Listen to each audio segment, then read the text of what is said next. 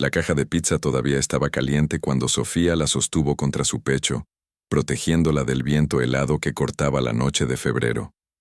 Sus manos, agrietadas por el frío y el trabajo constante, temblaban ligeramente mientras revisaba la dirección en su teléfono. Residencial Las Palomas, lote 23. El barrio más exclusivo de la ciudad, donde las rejas eran más altas que los sueños de la gente como ella. Subió a su motocicleta destartalada. El motor tosió antes de encender y aceleró hacia las colinas donde vivían los que nunca habían conocido el hambre. Si estás disfrutando esta historia, suscríbete al canal para más contenido que te mantendrá al borde de tu asiento. No te pierdas el final porque lo que está por venir cambiará todo. El guardia de seguridad apenas la miró cuando levantó la pluma. Estaba acostumbrado a ver repartidores, jardineros, empleadas domésticas, toda esa gente invisible que mantenía funcionando el mundo de los ricos. Sofía condujo despacio por las calles perfectamente pavimentadas, observando las mansiones iluminadas como palacios de cuento. En una de ellas, su pizza se estaba enfriando. En una de ellas, un hombre llamado Rodrigo Santillán estaba a punto de cometer el error más grande de su vida. La mansión del lote 23 era particularmente ostentosa. Columnas blancas, fuentes con querubines, un Bentley plateado estacionado en la entrada circular. Sofía aparcó su motocicleta junto a un arbusto perfectamente podado y caminó hacia la puerta principal, la caja de pizza equilibrada en una mano. Tocó el timbre y esperó, escuchando el eco de voces y risas desde el interior. Una fiesta. Por supuesto que era una fiesta. La puerta se abrió de golpe y un hombre apareció, copa de vino en mano, corbata aflojada, ojos brillantes por el alcohol. Rodrigo Santillán. 52 años, cabello plateado peinado hacia atrás, traje que costaba más que 6 meses de renta de Sofía. Su sonrisa era la de alguien que nunca había sido rechazado en su vida. Finalmente, dijo, arrastrando las palabras, pensé que tendríamos que cazar nuestra propia comida. Detrás de él un grupo de hombres y mujeres igualmente elegantes se reían de un chiste que Sofía no había escuchado. Ella extendió la caja. Una pizza grande de pepperoni con extra queso. Son 320 pesos. Rodrigo tomó la caja sin mirarla realmente, sus ojos ya regresando hacia sus invitados. Sacó su cartera, un objeto de cuero italiano que probablemente costaba más que la motocicleta de Sofía, y comenzó a buscar billetes con la torpeza de alguien que raramente manejaba efectivo. ¿320? Murmuró. ¡Qué robo! En mis tiempos una pizza costaba 50 pesos. La inflación, dijo Sofía simplemente, manteniendo su voz neutral. Había aprendido hacía mucho tiempo que responder a estos comentarios solo empeoraba las cosas. Rodrigo sacó un billete de 500 y se lo entregó, pero cuando Sofía extendió la mano para tomarlo, él lo retiró bruscamente. Sus amigos se habían acercado ahora, formando un semicírculo detrás de él, observando la interacción con el interés perezoso de gente aburrida buscando entretenimiento. «Espera, espera», dijo Rodrigo, una sonrisa torcida apareciendo en su rostro. ¿No deberías hacer algo para ganarte la propina? ¿Bailar? ¿Cantar? Los repartidores siempre están buscando propinas, ¿no? Las risas estallaron detrás de él. Sofía sintió el calor subiendo por su cuello, pero mantuvo su expresión calmada. Había enfrentado peores humillaciones. Había sobrevivido cosas que harían que estos niños ricos lloraran por sus madres. Solo necesito el pago, señor. Tengo otras entregas. Otras entregas, repitió Rodrigo, imitando su acento con crueldad exagerada. Escuchen eso. Tiene otras entregas. Qué vida tan importante llevas, ¿verdad? Corriendo de casa en casa con comida caliente para gente que realmente importa. Una mujer con un vestido rojo se rió tan fuerte que derramó su champán. Un hombre con lentes de diseñador sacó su teléfono y comenzó a grabar. Sofía los miró a todos, memorizando cada rostro, cada risa, cada segundo de esta humillación.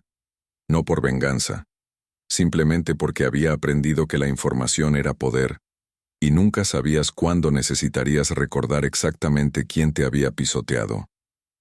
El pago, por favor, repitió, su voz ahora más firme.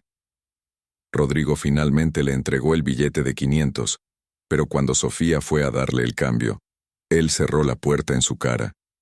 El sonido del pestillo fue como una bofetada. Desde el interior, escuchó más risas, más burlas, alguien imitando su voz diciendo, «Tengo otras entregas», una y otra vez. Sofía se quedó parada en el porche por un momento. El billete de 500 en su mano, la noche fría mordiéndole la piel. Luego, cuidadosamente, metió el billete en su bolsillo y sacó su teléfono.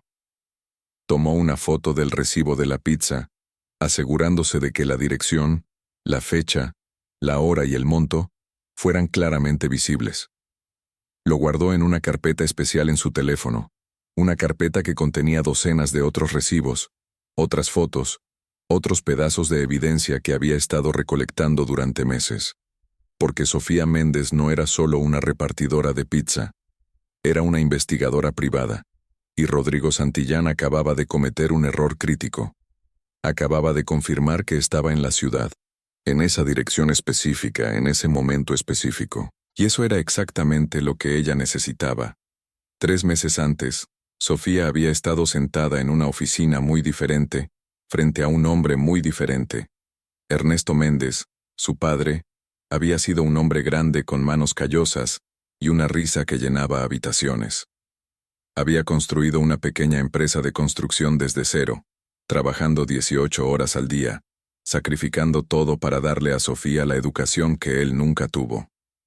Cuando murió de un ataque al corazón a los 63 años, dejó atrás esa empresa y una fortuna modesta pero respetable de 20 millones de pesos. O al menos, eso era lo que se suponía que había dejado. El abogado que manejaba el testamento, un hombre nervioso llamado licenciado Fuentes, le había explicado la situación con voz temblorosa. Había un problema, un gran problema. 2 semanas antes de su muerte, Ernesto había firmado documentos transfiriendo toda su fortuna a una fundación benéfica, la Fundación Santillán para el Desarrollo Comunitario. Sofía no heredaría nada excepto deudas. Pero eso es imposible, había dicho Sofía, su mundo desmoronándose. Mi padre nunca haría eso, él me lo habría dicho. El licenciado Fuentes había empujado los documentos hacia ella. La firma se veía correcta. Los sellos oficiales estaban en su lugar. Todo parecía legal. Pero Sofía conocía a su padre. Conocía cada arruga en su rostro, cada inflexión en su voz, y sabía, con la certeza que solo viene del amor profundo, que algo estaba terriblemente mal. Había comenzado a investigar, discretamente al principio, luego con creciente desesperación. La Fundación Santillán era real, registrada legalmente, con una junta directiva impresionante. Pero cuando Sofía profundizó, encontró algo extraño. La fundación había sido creada solo 3 meses antes de la muerte de su padre. No tenía historial de trabajo benéfico. No había proyectos completados, no había beneficiarios reales. Era una cáscara vacía, y en el centro de esa cáscara estaba Rodrigo Santillán. Rodrigo era el presidente de la fundación.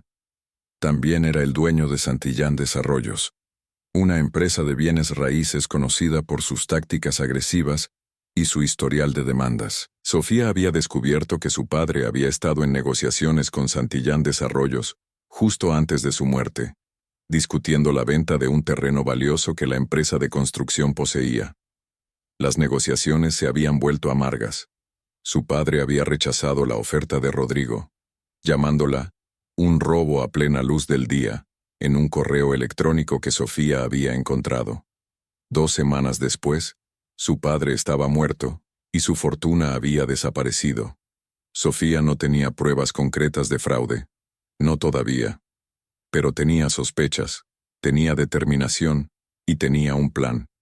Se había inscrito en una aplicación de reparto de comida, había comenzado a trabajar en el área donde Rodrigo vivía, y había esperado por la oportunidad de acercarse, de observar, de recolectar información.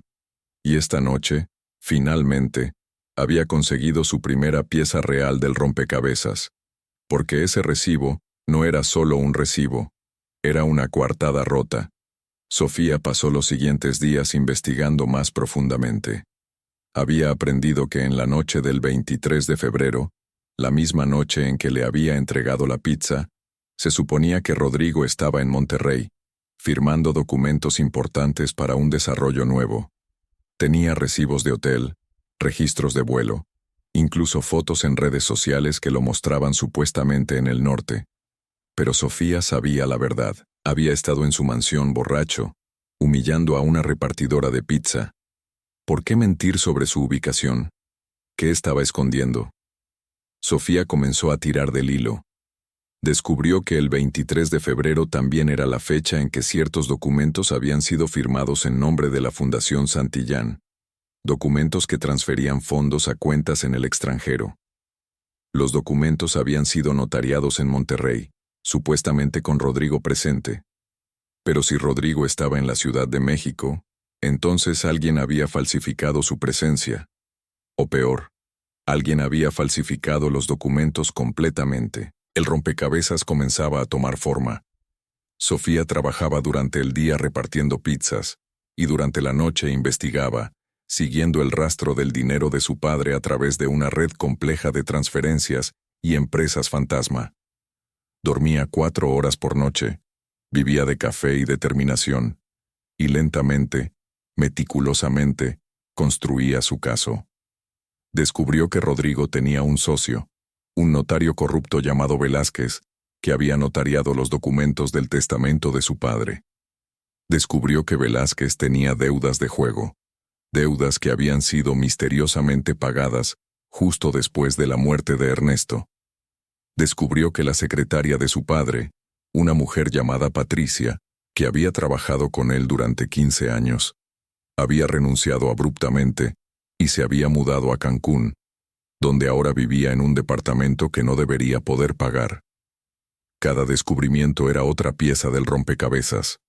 Cada pieza la acercaba más a la verdad, y la verdad era fea. Rodrigo Santillán había orquestado un fraude elaborado. Había falsificado el testamento de su padre, había sobornado a oficiales, había robado una fortuna que le pertenecía a Sofía, y lo había hecho con la confianza arrogante de alguien que nunca había enfrentado consecuencias reales. Pero Sofía iba a cambiar eso. 2 meses después de la entrega de pizza, Sofía finalmente tenía suficiente evidencia. Tenía documentos, tenía testimonios de empleados descontentos de Santillán Desarrollos, tenía registros bancarios que mostraban el flujo de dinero, y tenía ese recibo de pizza, esa pequeña pieza de papel que destruía la coartada de Rodrigo para una noche crucial. Era hora de actuar. Sofía se vistió cuidadosamente esa mañana, no el uniforme de repartidora, sino un traje negro que había sido de su padre, alterado para ajustarse a su figura más pequeña. Se peinó el cabello hacia atrás, se puso los aretes de perla que su madre le había dejado, y se miró en el espejo. La mujer que la miraba de vuelta no era una repartidora de pizza. Era Sofía Méndez, hija de Ernesto Méndez, heredera legítima de su fortuna, y estaba lista para reclamar lo que era suyo. La oficina de Rodrigo Santillán ocupaba el piso 20 de un edificio de cristal en el distrito financiero. Sofía entró al lobby con la confianza de alguien que pertenecía allí. Saludó a la recepcionista con una sonrisa y dijo que tenía una cita. No la tenía, por supuesto, pero había aprendido que la confianza era el 50% de cualquier engaño exitoso. ¿Su nombre?, preguntó la recepcionista, sus uñas perfectamente pintadas flotando sobre el teclado. Sofía Méndez. Estoy aquí para discutir la Fundación Santillán.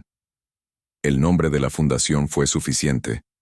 La recepcionista hizo una llamada, murmuró algo, y luego señaló hacia los elevadores. Piso 20. La secretaria del señor Santillán la recibirá. Sofía subió en el elevador, observando los números iluminarse uno por uno. 16, 17, 18.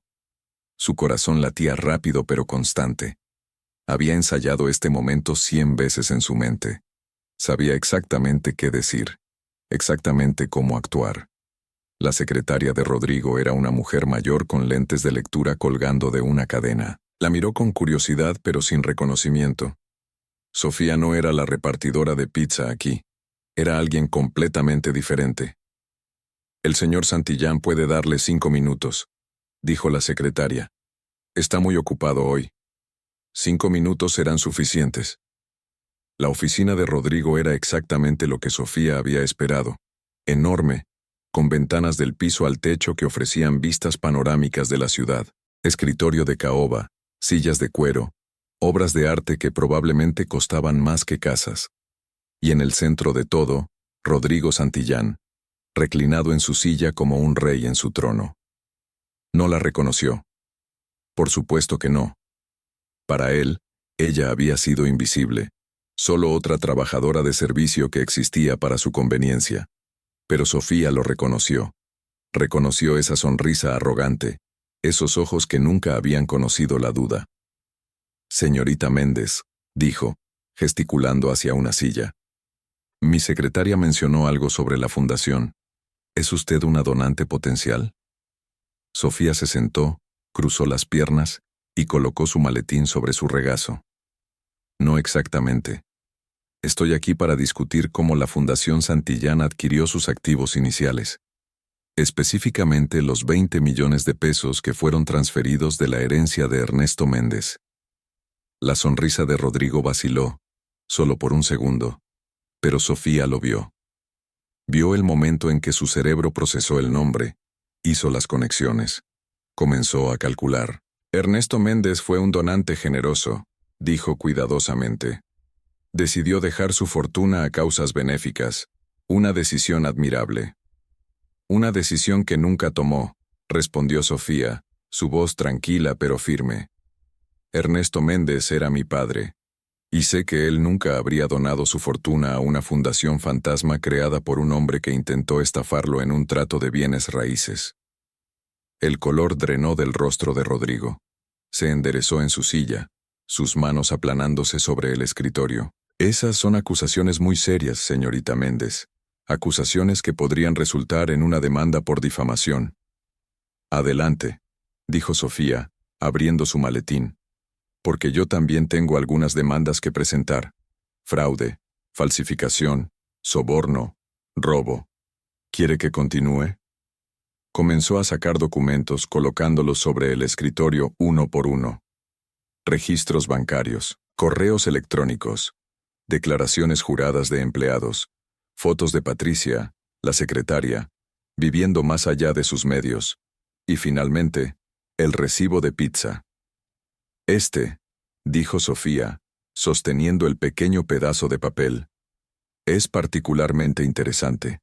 Muestra que usted estaba en la Ciudad de México la noche del 23 de febrero, la misma noche en que se suponía que estaba en Monterrey, firmando documentos para la fundación, lo cual significa que alguien falsificó su presencia, o que usted falsificó los documentos. De cualquier manera es fraude». Rodrigo miró el recibo como si fuera una serpiente venenosa.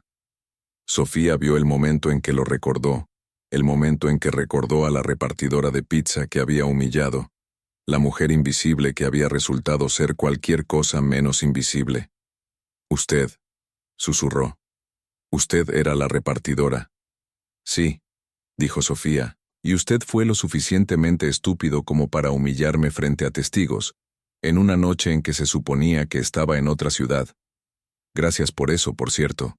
Hizo mi trabajo mucho más fácil». Rodrigo se puso de pie abruptamente, su silla rodando hacia atrás. «Salga de mi oficina, ahora». «Me iré», dijo Sofía, recogiendo sus documentos. «Pero primero, déjeme explicarle lo que va a pasar. Voy a presentar estos documentos a la fiscalía. Van a investigar.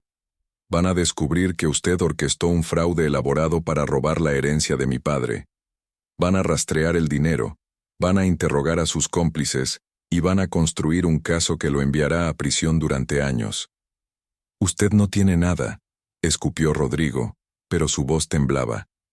«Esos documentos no prueban nada. Prueban suficiente para iniciar una investigación. Y una vez que comiencen a cavar, ¿qué más cree que encontrarán? ¿Cuántos otros fraudes ha cometido? ¿Cuántas otras familias ha robado? Sofía se puso de pie, cerrando su maletín. Pero estoy dispuesta a ofrecerle una alternativa. Transfiera los 20 millones de pesos de vuelta a la herencia de mi padre. Disuelva la fundación. Firme una confesión completa. Y yo consideraré no presentar cargos criminales. Eso es chantaje, dijo Rodrigo. No, corrigió Sofía. Es justicia. Usted tiene 24 horas para decidir. Después de eso, voy directamente a las autoridades. Salió de la oficina sin mirar atrás, sus tacones haciendo eco en el piso de mármol. En el elevador, finalmente permitió que sus manos temblaran, que su respiración se acelerara. Había funcionado. Había mirado al hombre que había destruido su vida a los ojos y no había parpadeado. Las siguientes 24 horas fueron las más largas de su vida. Sofía esperó en su pequeño departamento, el teléfono en su mano, lista para llamar a su abogado en cualquier momento. Había preparado todos los documentos, había ensayado su declaración, había hecho todo lo posible para prepararse, pero no sabía si Rodrigo cedería o pelearía. A las 11 de la noche, su teléfono sonó. Era el licenciado Fuentes, su voz temblando de emoción. Sofía, acabo de recibir documentos de los abogados de Santillán. Están transfiriendo los fondos de vuelta. Todo. Los 20 millones. Y hay una carta de disculpa. Una confesión completa. Él cedió. Sofía cerró los ojos, sintiendo el peso de meses de estrés finalmente levantarse de sus hombros. ¿Es legal? ¿Es vinculante? Completamente. He revisado todo.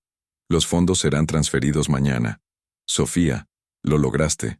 Recuperaste la herencia de tu padre. Esa noche, Sofía no durmió.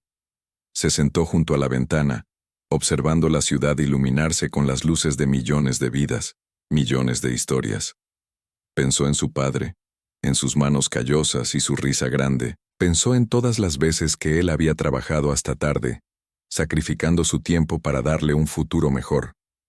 Y pensó en cómo ella había honrado ese sacrificio, luchando por lo que era correcto incluso cuando parecía imposible. Al día siguiente, los fondos fueron transferidos. Sofía observó los números aparecer en la cuenta bancaria, 20 millones de pesos que representaban la vida de trabajo de su padre. Lloró, finalmente permitiéndose sentir el dolor y el alivio y la victoria todo al mismo tiempo. Pero no se detuvo ahí. Sofía usó parte del dinero para contratar a los mejores abogados, y juntos presentaron cargos criminales contra Rodrigo Santillán de todos modos, porque no se trataba solo de recuperar el dinero. Se trataba de justicia. Se trataba de asegurarse de que él no pudiera hacer esto a nadie más. El juicio fue largo y público. Los medios lo cubrieron extensamente, fascinados por la historia de la repartidora de pizza que había derribado a un magnate de bienes raíces. Sofía testificó, contando su historia con voz clara y firme. Mostró el recibo de pizza, explicó cómo una pequeña pieza de evidencia había desenredado toda una red de fraude. Rodrigo Santillán fue declarado culpable de fraude, falsificación y soborno. Fue sentenciado a 8 años en prisión. Su empresa colapsó, sus activos fueron congelados, su reputación destruida. El hombre que había humillado a Sofía por ser una simple repartidora, ahora usaba un uniforme de prisión, invisible para el mundo que una vez lo había adorado. Sofía usó la herencia de su padre sabiamente. Pagó sus deudas, invirtió en educación, y eventualmente abrió su propia firma de investigación privada, especializándose en casos de fraude y robo de herencias. Ayudó a docenas de familias a recuperar lo que les habían robado, usando las mismas técnicas que había perfeccionado durante su propia búsqueda de justicia. Y cada vez que entregaba un caso exitoso, cada vez que veía el alivio en los ojos de un cliente, pensaba en esa noche fría de febrero. Pensaba en pararse en el porche de una mansión, sosteniendo una caja de pizza, siendo humillada por un hombre que pensaba que ella no importaba. Pensaba en cómo ese momento, ese recibo, esa pequeña pieza de papel, había cambiado todo. Años después, Sofía recibió una carta. Era de Rodrigo, escrita desde la prisión. La carta era larga, llena de disculpas y arrepentimiento. Explicaba cómo la codicia lo había consumido, cómo había perdido de vista lo que realmente importaba. Pedía perdón, no esperando recibirlo, pero necesitando pedirlo de todos modos. Sofía leyó la carta una vez, luego la dobló cuidadosamente y la guardó en un cajón. No respondió, no porque fuera cruel, sino porque algunas cosas no necesitaban respuesta. Algunas acciones tenían consecuencias que ninguna disculpa podía deshacer. Pero sí hizo algo. Donó una parte significativa de su fortuna a una fundación real, una que ayudaba a familias de trabajadores a acceder a educación y oportunidades. La llamó Fundación Ernesto Méndez, en honor a su padre. Y en la placa en la entrada de sus oficinas había una cita que su padre solía decir: «El trabajo honesto siempre vence a la astucia deshonesta». Sofía nunca olvidó de dónde venía, incluso cuando su firma creció, incluso cuando se volvió exitosa y respetada. Mantuvo su motocicleta vieja en su garaje. A veces, en noches tranquilas, la sacaba y conducía por la ciudad, recordando los días en que repartía pizzas, cuando era invisible para el mundo. Esos días le habían enseñado lecciones valiosas sobre humildad, perseverancia y el poder de ser subestimada. Porque al final, Rodrigo Santillán había cometido el error más común de los poderosos. Había asumido que la gente invisible no importaba. Había asumido que una repartidora de pizza no podía tocarlo, no podía desafiarlo, no podía derribarlo. Había visto su uniforme y su motocicleta vieja, y había decidido que ella no era una amenaza. Y ese error le había costado todo. La historia de Sofía se convirtió en leyenda en ciertos círculos. Estudiantes de derecho la estudiaban como un caso de perseverancia legal. Investigadores privados la citaban como inspiración.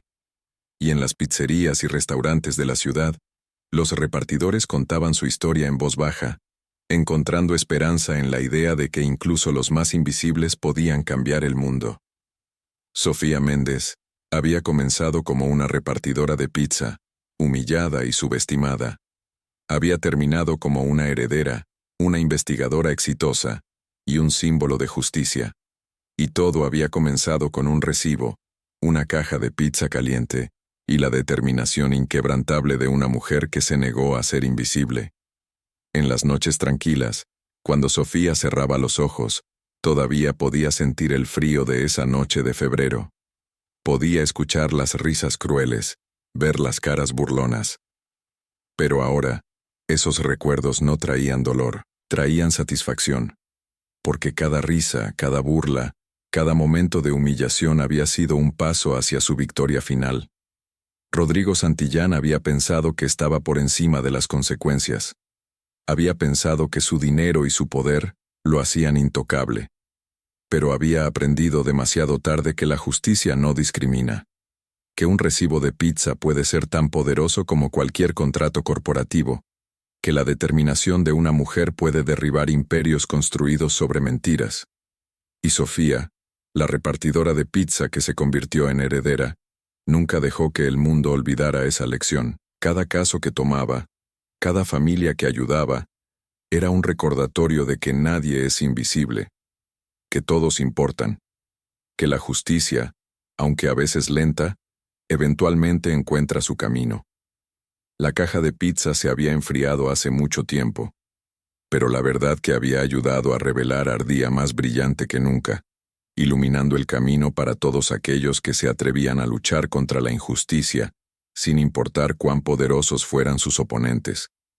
Y en algún lugar, en una celda de prisión, Rodrigo Santillán recordaba a la repartidora de pizza que había subestimado. La recordaba cada día, cada noche, en cada momento de arrepentimiento. Porque ella le había enseñado la lección más importante de todas, que el verdadero poder no viene del dinero o el estatus, sino de la integridad, la determinación y el coraje de defender lo correcto, sin importar el costo.